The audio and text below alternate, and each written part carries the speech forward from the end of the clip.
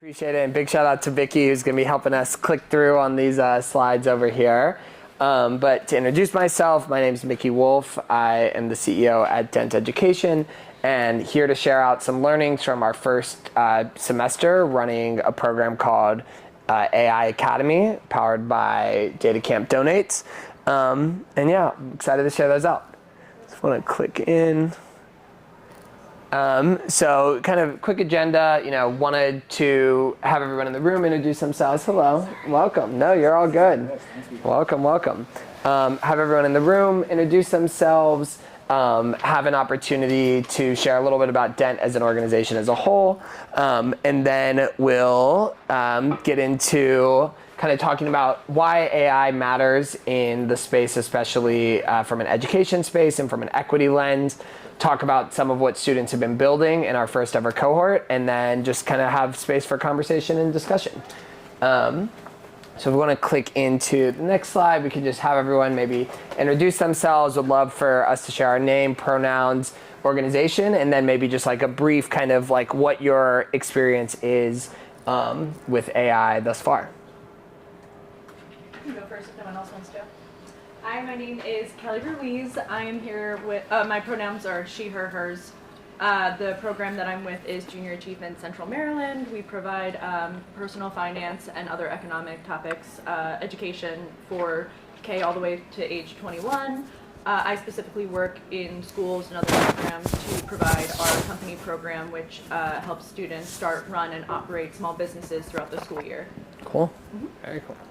Oh, and my experience with AI is I have some experience, some training and background, but I know that the field is probably evolving much faster than I have been keeping up with it. So I'm gonna say I'm a beginner-ish.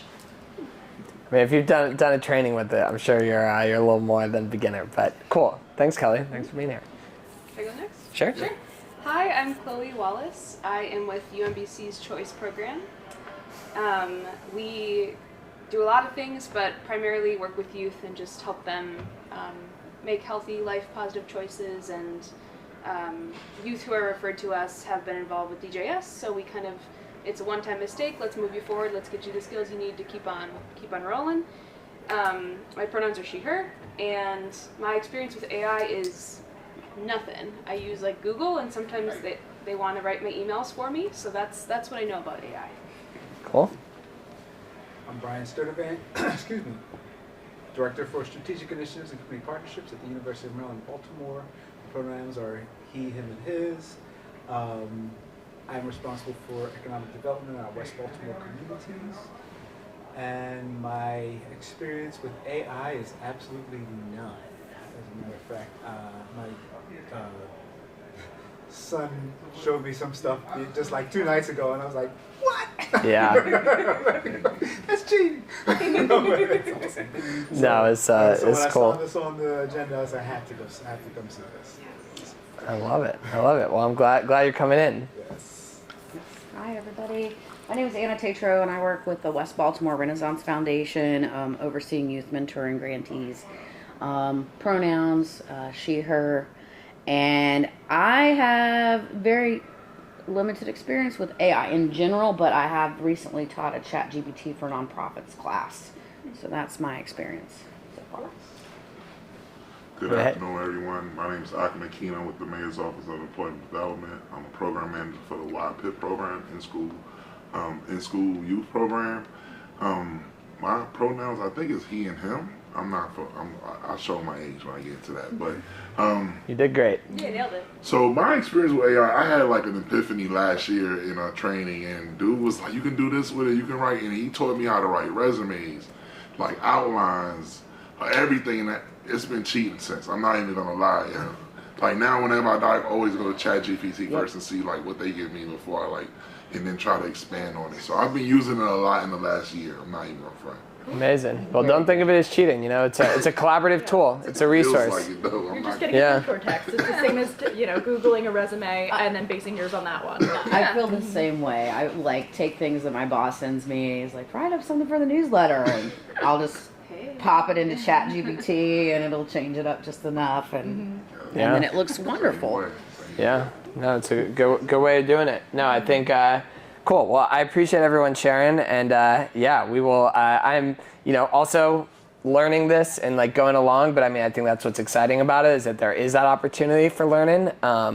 Actually, Vicky, since you're going to be also clicking on our slides, you want to quickly introduce yourself? I know you're kind of here volunteering, but yes, I am Minister Micky Rideout. I'm volunteering.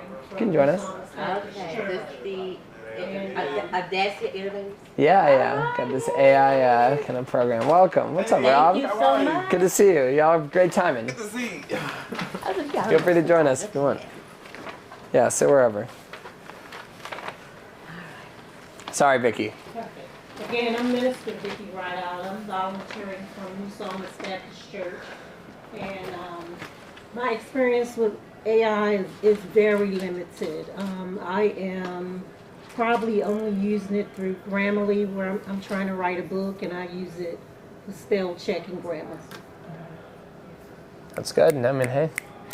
If y'all want to quickly introduce yourselves, we're just sharing name, pronouns, organization, and what your experience is with AI thus far. My name is Mr. Rob Moore, Tech Center Manager at Digital Harbor Foundation. What is it? This experience with I use AI every single day. Oh. Every single day, from idea generation to proofreading to places to eat to recipes. Don't get me started. I use AI every single day, and I try to encourage my youth to use AI every single day too. And it's not a tool to like replace anything, it's a tool to enhance. So you can try to find ways to have AI enhance it. And what it does for me, I don't want to get on my soapbox, but what it does for me is it allows me to think about other things.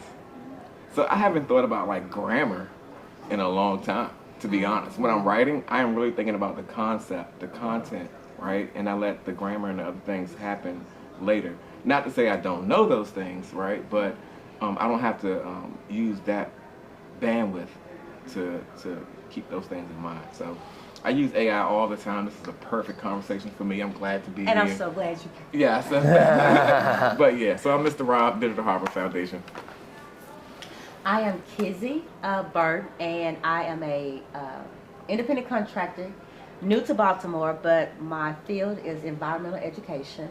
And right now I work with the Baltimore City Schools, and I teach these individual students and communities how to have sustainable ecosystems in their green spaces.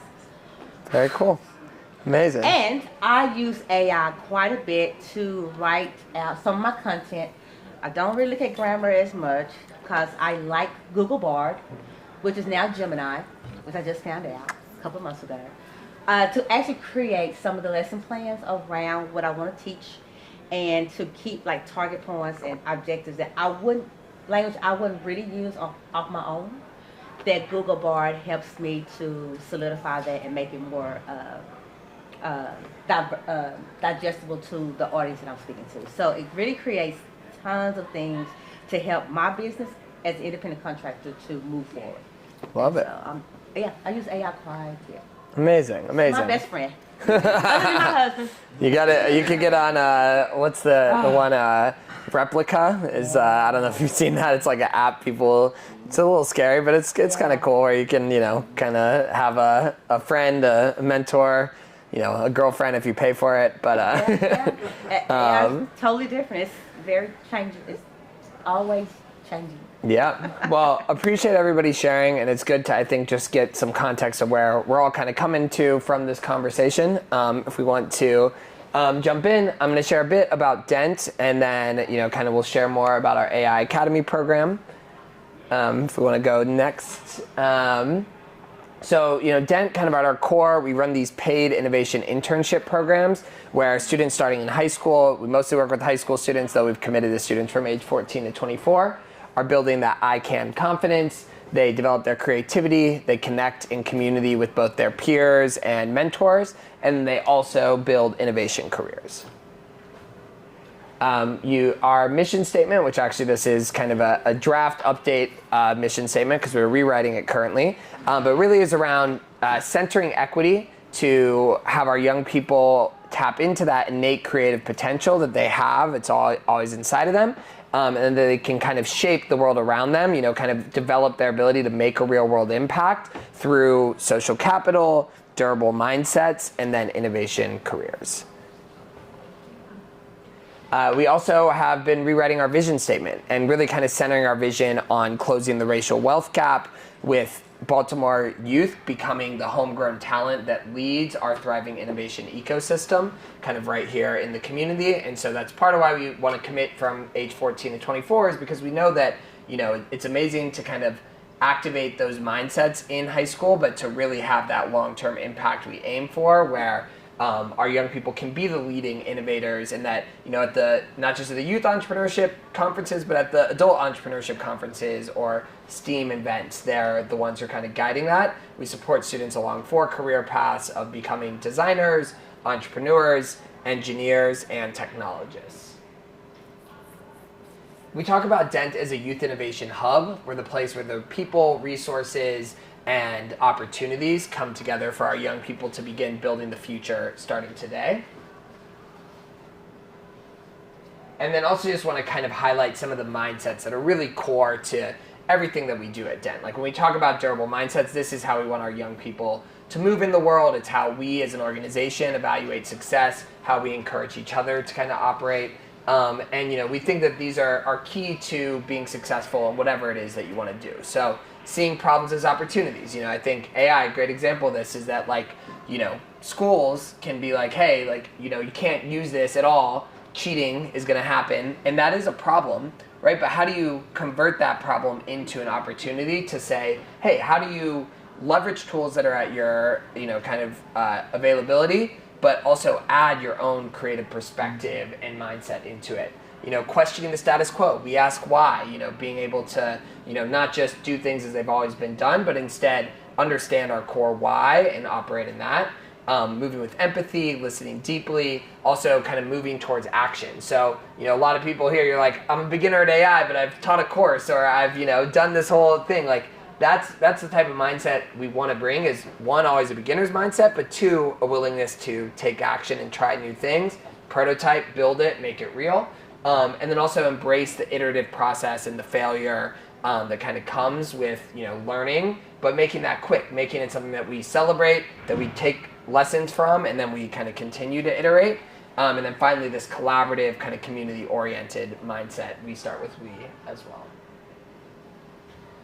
Really kind of at our core with these paid internships, we want to end this false choice that's too often presented to young people: work a job, earn now, or do a program, build future skills. Honestly, our first program, that our Accelerate Your DENT program, when I joined DENT in 2018, that was kind of the first thing that I had done, was co-founding this after-school accelerator. And we had some students that loved being in that program, and they're like, this is my happy place, I like being an entrepreneur, I need to go work a job at Burger King, and I'm going to have to leave this program. And that was a real aha moment for us, that, hey, to build this future that we want to build, where our young people actually can afford the opportunities to be entrepreneurs or to be technologists and creatives, we need to be able to end this false choice and pay students in a program where they build those future-proof skills.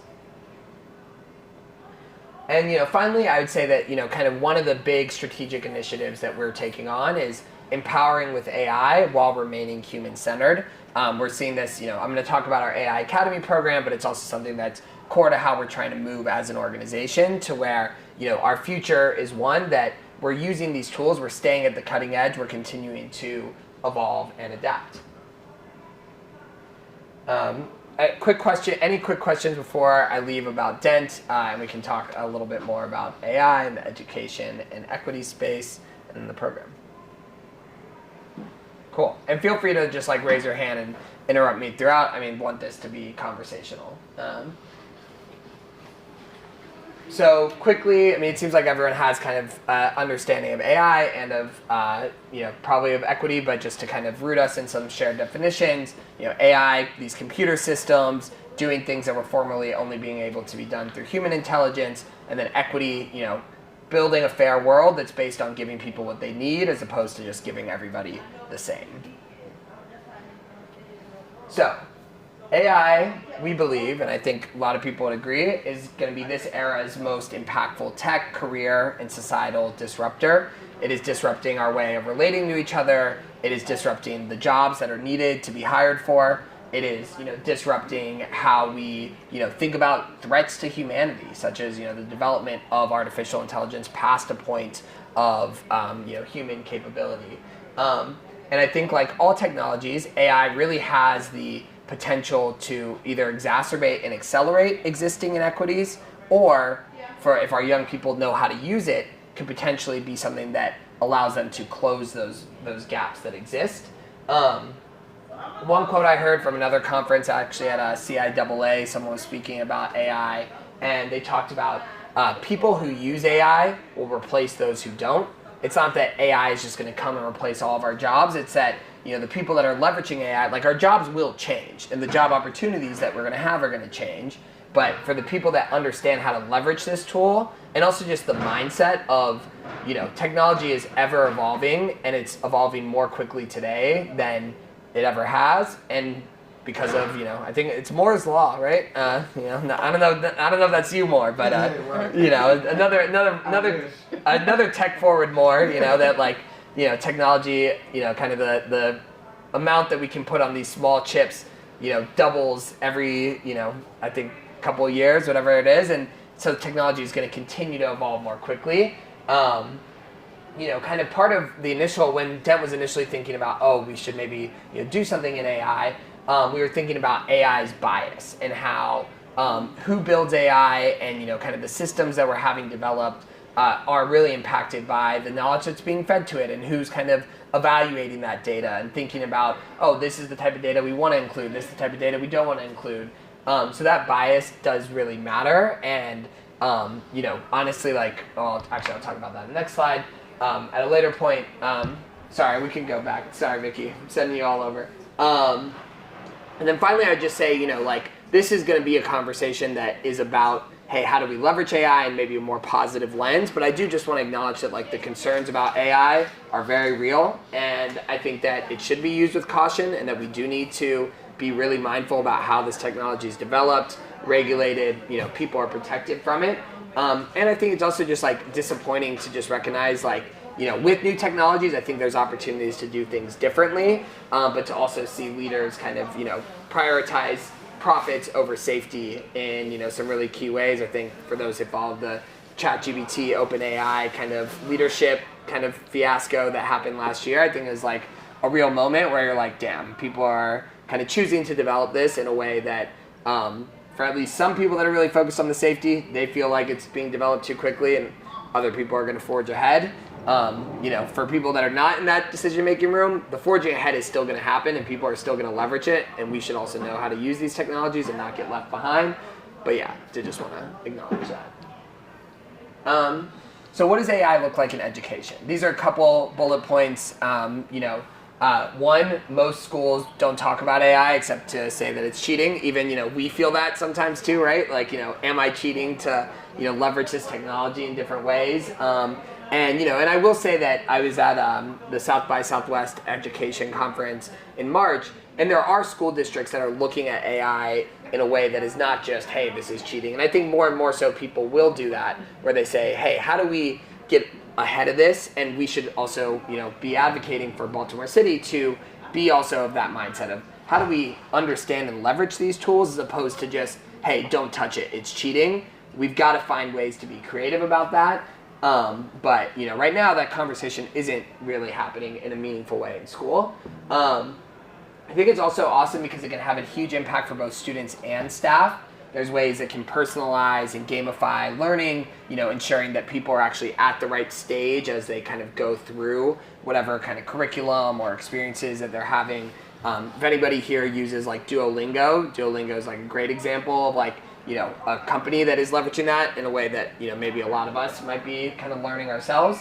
Also can help to automate tasks for administrators and for educators and for teachers in a way that I think can free up time to ultimately focus on using AI. I think Rob used this exact phrase of as an enhancer, not a replacer. This is something that we want to be creative about, and we want to, leverage it in a way that doesn't just say, oh, I'm going to outsource. I will admit there's a time where I was working against a deadline and I submitted something where I just like took it from ChatGPT and put it in straight basically, and I was like, that is not something you want to do. And it's something that, but I think if you can, we'll talk about at the end kind of ways that we've used it to be kind of creatively in conversation. I think there are really powerful ways to do so. But yeah, use it as an enhancer, not something that's just like you're outsourcing your whole self to. And the thing is also, it's like, it still makes mistakes. It still, is not, perfect. Even in preparing for this presentation, I was like, hey, could you give me some statistics about AI and education? And it gave me some statistics, but then I went and researched those statistics on Google, and I was like, some I could find verified, some I couldn't. It was like that sort of, challenge. And so, yeah, don't let it, be something you're fully outsourced to, but use it to enhance. Cool. Next, I want to talk a little bit about how we built this AI Academy program. So, as I was mentioning, kind of started this conversation in, late summer 2023. Even like kind of participating in some of the conversations, like Upsurge Baltimore was facilitating around AI and how it could play a role in our ecosystem, and what that was going to look like. Kind of as a team, I think like the best way to like get to understand it better is honestly to just try it out and like use it for yourself. And so as a team, we started using it for things like marketing, curriculum development, grant writing, some operational kind of systems of, hey, how like design a basic SOP for X thing that we're trying to build it for, and it can give you a really good kind of first place to start. When I was thinking about DENT's role in interacting with AI, initially I was like, oh, maybe we teach youth to be the builders and the coders of AI, and that's going to help to change who's building AI, and then that's going to solve the bias that exists within artificial intelligence. And the conversations we ended up having was like, to get to that stage where you're actually the developers, the coders building AI, that is like 5+ years into the future. And the bias that exists in AI is going to look a lot different. By that time, it already is being, designed out in meaningful ways. And so instead we said, there's actually a lot of easy to use tools that exist right now. And maybe if we can kind of stick to what DENT's, kind of core is, this entrepreneurial education process, we can combine AI to have students leverage that to actually grow their own businesses. So that is what we kind of decided to do in this pilot. If we go to the next slide. And so we've launched, we just finished we're in the process of wrapping up our first semester of what we call AI Academy, powered by DataCamp Donates. We partnered with DataCamp to kind of have some of the kind of curricular education side of this programming. This is like a after-school accelerator program where young people are using AI and no-code tools to grow their own businesses, leveraging ChatGPT, using tools like Bubble to kind of design apps, Canva, and some of these other places that are really expanding their AI applications as well. And yeah, it's been pretty exciting to kind of see students actually get into building it, but I'll also just talk a little bit about kind of how do we go about designing and developing this as well. So we kind of partnered with local experts. We leveraged existing trainings that are already out there, like DataCamp, and then we also used AI. As developing a program on AI, let's leverage it in designing.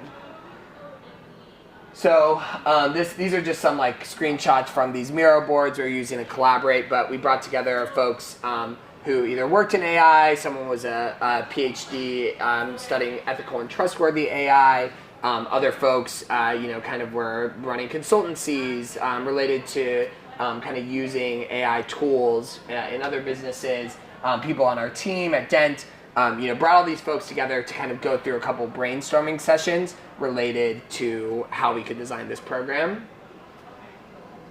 We kind of considered key questions. So like, what are the mindsets and the tools that are most important to learn when it comes to AI?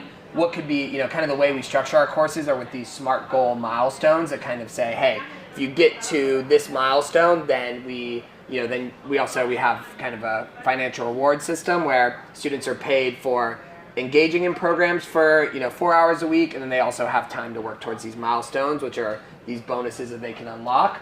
So thinking about, hey, what could some of those milestones look like throughout that time? And then, yeah, kind of what are specific tools that you think should be, or like topics that should be emphasized more in depth? These are just kind of some of the questions we use with the folks we were building with. Then we kind of gave them, kind of a proposed, this is not the syllabus exactly, but, kind of proposed certain things after we distilled that information, getting feedback on, hey, these are some of the tools we're thinking. Here's some of the skills we want to, amplify. Here's some of the things we want from students kind of entering the program. We also created this GBT lesson planner. So for those that have subscribed to more advanced versions of ChatGPT, you can now kind of upload your own backend data and then ask it for a specific purpose. And so this is like our DENT, the lesson plan hero. I aid educators with lesson plans that exemplify DENT's ICANN experience. And then, we basically gave it some back-end stuff of, hey, here's DENT's secret sauce. Here's an example of what one of our syllabi look like. Here's our lesson plan format. Here's, what DENT is, really about at our core. And we were able to, kind of build that out from there. And then this is like a tool that now all of our staff can use throughout as well. Then we also kind of curated lessons from Data Camp. Hello, welcome. Where, kind of teaching about AI ethics, introductions to ChatGPT, prompt engineering, things like that. And then students can kind of go through this course throughout their time, while they're also kind of then growing their own projects. I'll pause there just to see if there's any questions, and if not, can talk about some of the learnings from the programs and what Youth Innovators are building. Are you finding that when you start working with youth, they already have AI experience and they're eager to start, or are they more hesitant, or kind of what's the perception when you first start working with the youth in the program? Yeah, I think it's like definitely changing a little bit. I would say that like one of our students in the program had some like past kind of experience, but more from like a coding side of things, and then the other students were either like pretty, they know about it, but are not super kind of experienced in it when they're entering, and yeah. Cool. Well, maybe I'll share some of kind of what students have been building. So just wanted to kind of share some of the quotes that students have been talking about thus far. Kind of hearing from them like, AI is only talked about to cheat on your homework. It's cool to use. It's important for my future. Kind of getting people to like really engage and understand what AI is at a deeper level. Understanding the implications for the fact that like AI is only going to continue to get more deeply involved in their lives and their communities. It's already existing in websites and apps, and kind of helping using that as like tools to move forward in the world. Students also are seeing this as like something that looks strong on their resume, as well as like the products they're building, feeling excited about that, becoming a successful venture. And then next, I just wanted to talk about a couple of the projects students are building. So we've got this Nourish Navigator, which is kind of healthy recipes that can kind of be based on, kind of give you the budget. You say, hey, this is what my budget is, and then it can give you like grocery store list to go and shop at. They also are trying to really localize it to where they can actually plug into local data so that you could actually know, hey, I'm going to this grocery store and I can understand what the costs of that are going to be. And then we also have Passion to Profession, which is basically having students understand what or you can say, hey, this is what I'm passionate about, or they also have like a quiz attached to it where you can kind of identify some passions and then use AI to know kind of what career paths that you might want to connect to. This is kind of, kind of the process for Nourish Navigator, a little hard to see here, but basically, they give you kind of a quiz and budget considerations, and then it will kind of generate recipes for you based on that. And then Passion and Profession, kind of understanding what you are interested in, and then, kind of bringing you to job opportunities. They actually have fully built out their GBT, and so maybe what I'm going to do is I can show it in action, and yeah, we can test it out. Thank you so much, by the way, Micky. You've been super, super helpful. So this is kind of their website, passion and profession, and so this is kind of the quiz that they want you to take, kind of getting a better understanding of what your, interests are, and then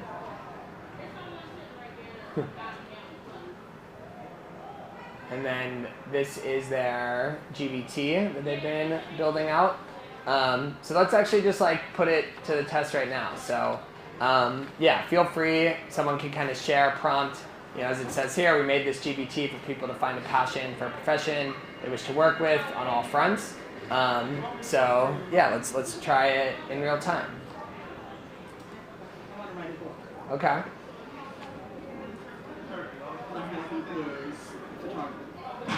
Cool. Yeah, we'll add that in. Yeah, what kind of book are you thinking about? Is that a photography book?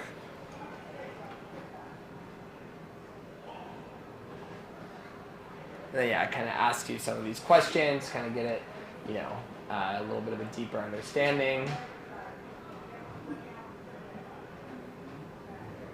Then it's kind of, talking you through in real time, finding your theme, best work.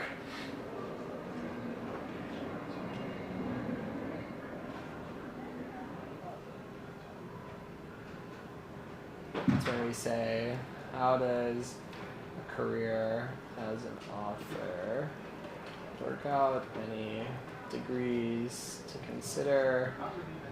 How much would I make?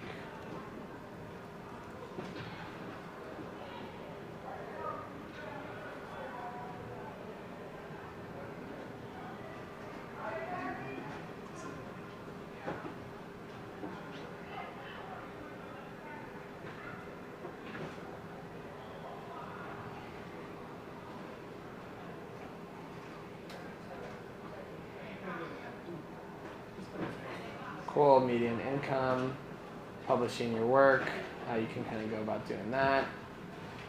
Then kind of, advice on the career path specifically. Other considerations.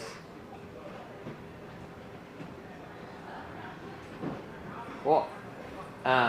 Anyone else have different things you want to throw out to the to their passion to profession, or thoughts on other prompts to respond to here?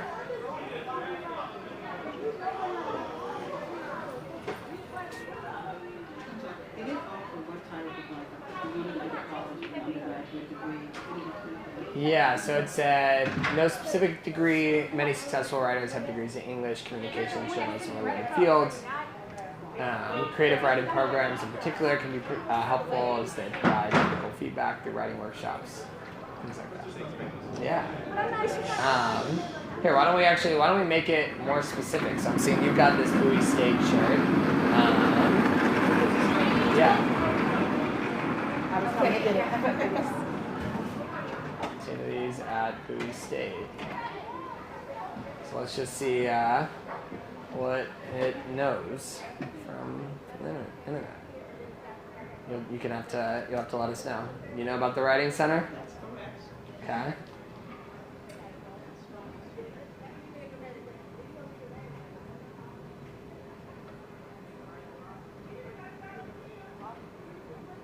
Journalism, talking about study abroad programs, notable locations for internships like the Smithsonian, Maryland General Assembly. Cool. I'll also just show real quickly, since we're over here, we also kind of have developed this for DENT. And then this is kind of the lesson plan hero. So if people wanted to, either of these, definitely open to like prototyping. They also kind of give you some, kind of front stuff, but just to show you the back end on one of these, and then maybe we can play around with the lesson plan hero briefly. So basically this DENT discovery guide, this is kind of how you can, kind of build this out. So this, kind of were some of the instructions that, we designed, or maybe they designed at the beginning. You can kind of change up what some of your conversation starters might be. And then here's like a bunch of back end information that we've handed it. So things like our theory of change, our sponsorship packages, our DENT mindsets, a study that was conducted by Johns Hopkins, like an overview presentation, vision of DENT in the future, a vision for youth apprenticeships, and then you can kind of, edit it pretty relatively easily. And then this is now like published for, I think you have to have ChatGPT 4, and there are ways that we could publish this online, but I need to learn more about that. I think there's probably some cost involved with that, but.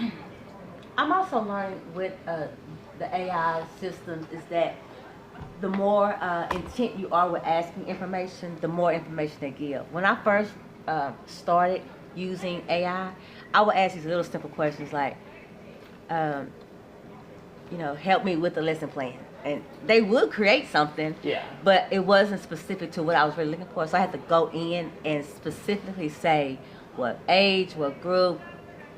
And so the more information I gave AI, the more it became more created around what I was asking for. And so I know it takes work on our part to create what we want, but I know AI definitely works when we're utilizing it. And I think our kids need to know that too. So it's not cheating, it's being specific to what you're asking, and then AI will create what's specific to your needs. And so I think educators need to look at that too. As students are in these classrooms on these computers like they want them to be, then we need to be more specific in what we're asking them to look up. So we're not thinking that they're cheating or utilizing this in a bad way, because AI can be great, and it can also be an enabler to those that don't use it right. So digital equity is so important to teach at this age, especially because everybody's using it. It's always changing, and we just need to know how to present it to those that don't know how to utilize it very well, which is our young students. So. One thing I'm thinking about with AI, and I talk to kids about this. They don't know about this, but y'all should know because y'all old enough. What happened to English teachers when Cliff Notes came out? Oh, I remember that. Y'all feel me? Did they restart? Did they stop teaching English? Did they stop talking about Shakespeare? Right? But I mention that because we have to adapt, right? We have to adapt, and it comes up to mind because it's prompt engineering, right? So prompt engineering. Short story. I was writing a letter to Kwasi Mfume, who was here, to expedite my passport. And so I have to put in all these details, right? So I'm writing a prompt to tell ChatGPT to write me this letter. By the time I finished writing that prompt, I didn't wrote the letter. It literally spit back out what I just said in grammar, like I was saying earlier. So to your point, you're exactly right. We're not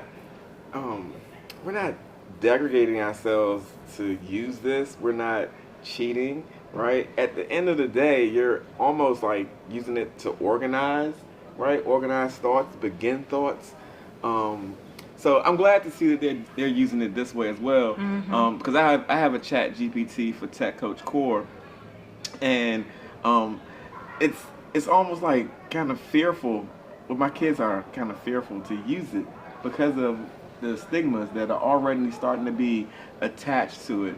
When we can break out of those stigmas and really get into some really creative things, right? Once you can break past the stigmatism and get to writing some really cool prompts to come up with some really good stuff. And then also use the Cliff Notes. Show them what they look like. Those things still exist. I use them, but incorporate how Cliff Notes can help you now. And so it's not that they got away with them. We just stopped using them because AI showed up. It's like it became a best friend of ours, and it's like we forgot that those old friends that we had, they're still useful and they're around, but we got to know how to make them coexist in teaching and educating, not only adults but kids as well. So this is fascinating to me, and I'm like, I haven't seen the side of being able to create your own sort of Chat GPT lesson or whatever? What is this called? It's called a GBT. So it's Just called a GPT. Yeah. Okay, and so it's so if you have the paid for version, you can do this? Yeah. And it's, I'm assuming, fairly simple because you can ask ChatGPT how to do it. I mean, we could create our own one right now. Because like one of the things that I do for people is help them like put together resume and career stuff, and like, you know, you want to upload the resume, you want to upload some of the cover letters, you want to upload some of the job descriptions, and then create a new document. And so this is something that you could actually create as its own system for its own person. Yeah. Like literally, you know, you just said let's create a resume career advisor GBT. Now it's, you know, kind of Because I keep like cutting and pasting documents into the actual ChatGPT, and it kind of knows what it's doing, but I think this would be more clear. Yeah, you can definitely upload, you know, kind of different things. Yeah, anything we wanna kind of make into it. We want you to advise people to be human-centered and tech forward. And then you can kind of test it out like in real time. So you would go to the configure to like upload documents and things? Exactly. How much is this paper? It's $20 a month. Oh, Yeah. this makes so much sense. And ChatGPT has a new feature where you can share a workbook. So it's $25. So if you're working with someone else, Yeah, you can have a it's a great team. tool as well. Yeah. Mind blowing. I mean, I have had it pop out some pretty impressive cover letters, but I think this would make it, because I guess the more you talk in the ChatGPT, the more it gets to know you, and so things get a little bit better. But this seems like it would be much more accurate. Yeah, no, I mean, well, the thing is also is that even if you just have the normal ChatGPT, you can also still edit your stuff.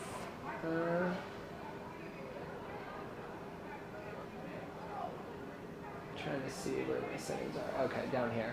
So, like, you can kind of customize it to where Stuff, right? yeah, it's like kind of describe who you are, or maybe it's under the customize kind of section. But like this is available for anybody, so like I have like custom instructions that talk about DENT.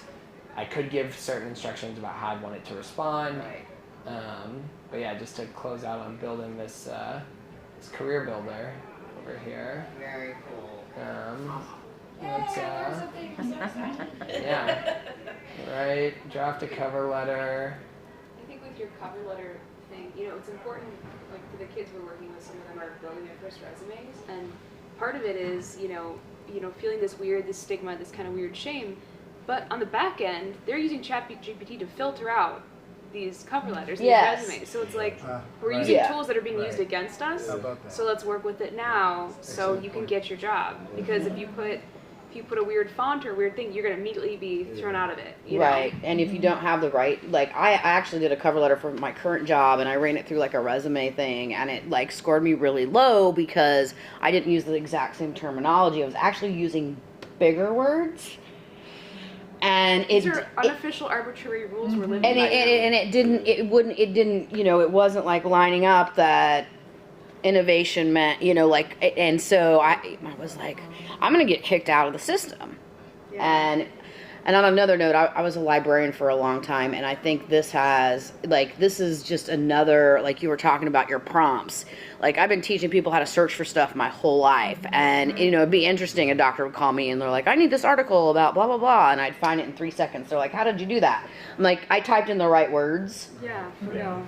And so it's learning how to search and how to prompt that we can be teaching people to be able to use this in a way that's very beneficial for them. And the other piece of this to go along with that is thinking about the voice of your writing. So that's something I'm using with my students as they write proposals, as they write their annual reports, as they make, you know, commercials for their target audience. You need to think about the way that you're presenting yourself and how that's going to be best, you know, like reciprocated Your or tone and your taken, voice. yeah, by the audience that you are presenting to. So for the business competition, you want to have more of a professional language. So let's run it through ChatGPT to make sure you're not using like the wrong pronouns. Like it should be in third person, not first person. But for a commercial, like that's when you can really like, use your local Baltimore like slang and like, do something that's more typical for like the people that you are selling to. If you're selling to other Your students, if you're audiences. selling to parents, like, phrase it in a way that'll get them to want to buy in. Like you have to think about all those things. And like you said too, this helps them narrow down that audience instead of just looking up like parents in general. They might end up with like parent voice suggestions from like Washington State that could be very different than like, right here. Well, that's the thing about the prompts. You can tell it like how you want your tone to be, or you want it to be really exciting, or you want it to be really persuasive, or you want this, give me a marketing plan for youth versus older adults for the same product, and it can save a lot of time. And if you go to any university career center, these documents are on their websites, right? It's like, here's how to write with this thing. So it's just taking away that extra step that kids might not know about, or people in the employment field are looking for. It's like, it's all right here. It's all consolidated resources that already exist in different ways. So it's like, let's be able to just ask about it instead of trying to click around on a huge university's website or whatever, And And- it's also, I'm sorry. Oh yeah, and group work is amazing in here too, because everybody writes different, and then you can slap it all in here and it'll come out like one person wrote it. Yep. Just did a white paper with a big group, and they were so impressed. I was like, it was ChatGPT. And I did feel like I was cheating a little bit, but I took like 12 people's work and formulated it so it was all in the exact same, everything, it just looked great. And it's also, I think it's very important that you read what has been generated. I made a mistake and I sent over my very first draft. I was sending something over to somebody and I didn't read it, and it was like, okay. But it's so important to read what you want to send over, because again, you have to do the work. You have to make sure if you're sending over to somebody that you want to be enthusiastic. I did not read that, and it sounded like I was so enthusiastic about this email. Yeah. And You're like, it's a little she was much. like, hold on, let me see another draft. But the great thing about AI is that you're allowed to do that, and you're allowed to go back and recreate what you want to send over. And what I like about Gemini, Google Bard, is that it gives 3 drafts, and so I'm able to pick from one of those. Yeah, and if it's one that I like it very much, but I'm gonna go ahead and manipulate some of the things and take out, it gives me that option. But I always encourage anybody, if they're going to use it, please reread what you send, because you might not be enthusiastic about sending that. You might want to go back and And the read information them. may not always be true. May not always be true. Absolutely. And sometimes Absolutely. it gets it wrong. Yes. Absolutely. If you're like listing organizations that are working together or something, it can like put them in different Yeah. places, and then you're like, nope, that's not at all what I meant.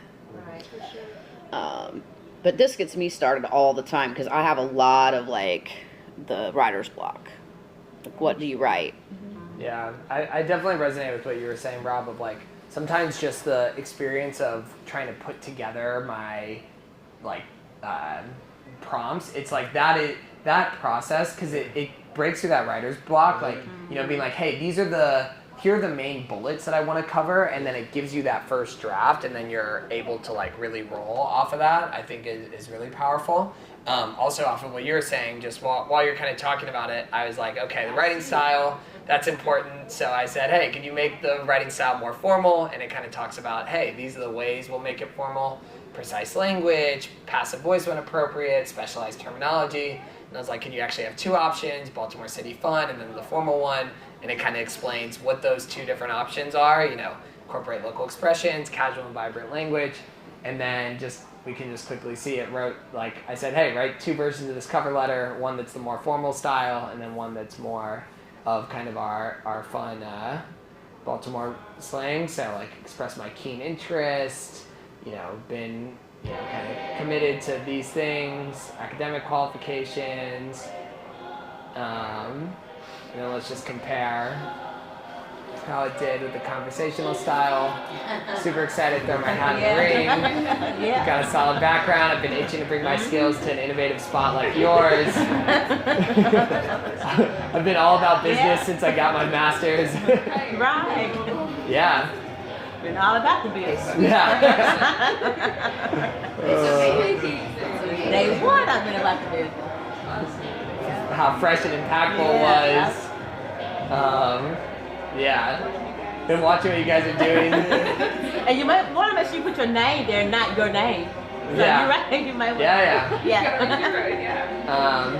But okay, well we are basically at time here. I mean, I think that the last slides I had people kind of referenced of kind of some of the ways you can start. These things we talked about, like writing drafts emails. I've used this for like fun songs. If you do have like a version that's an image generator, I've used it to just create really funny and specific images for like family and friends that just are like, would not exist otherwise. YouTube University, I think is helpful as prompt engineering. We did some great conversation, but yeah, maybe if there's like one takeaway, maybe we could just close out with like one thing everyone is trying to like leave with. I know we're clearly the party's starting, but maybe like one thing people want to do or take away from here that you'll bring into whatever you do next. just how to incorporate other styles of using AI. So ChatGPT or other forms to help kids get motivated to using the innovation of AI. I might move forward and actually pay for it, and I think I will try to create some very specific guides for the things that I need it to do. One for work, things it needs to know about that, and then one more for my consulting service. Yes, to piggyback on what this lady said, I'm going to expand mine also because like the programming aspect of it for what I'm currently doing would just make, I'm always trying to make my life I don't want to say easier, but like more self-efficient. Like I don't want to waste time. Smarter, not harder. So I feel like gives me the opportunity just like to really do so much more stuff in the workplace than to concentrate on the little things like writing resumes or typing cover letters or things like that. So it just makes my job more expansive and allows me to do more. So I will be purchasing that upgrade ASAP. Yeah, I definitely plan on looking at the YouTube University prompt engineering and then working on building that into the curriculum I currently use with my students, because the biggest issue that a lot of my students face is just narrowing down that business idea that they want to pursue and then figuring out how to put that in words for their business plan. So figuring out the language behind the language is a big goal I want to look into for the coming school year. Cool. I think for me, just rethinking about how I think about these things and thinking about AI in a more positive light as more of a tool versus maybe a crutch, for lack of a better term, and thinking about how we can use it for our team. I agree exactly with that. It's all due to AI. I'm very now itching to jump in there and figure out how it can benefit me. No, I appreciate. I think totally like kind of that element of like seeing it as a tool and like I don't know, like I've used it to create songs with friends that are super specific to whatever it is. It's like the prompt engineering of that. Like there's creativity that's still involved. You can then just make this a real thing much quicker. So I feel that. Well, thank y'all so much for coming. I love Micky. I think I have one more slide that's just my contact info. But yeah, would love for folks to follow DENT's Instagram, connect with me on LinkedIn. It's also got my email address up there. But yeah, really cool to be able to meet everyone. Appreciate y'all being here, and hope you have a great rest of the conference. Thank you so much. Yeah. All right, Rod, you going to lunch? Lunchtime. Yeah, lunchtime. Somebody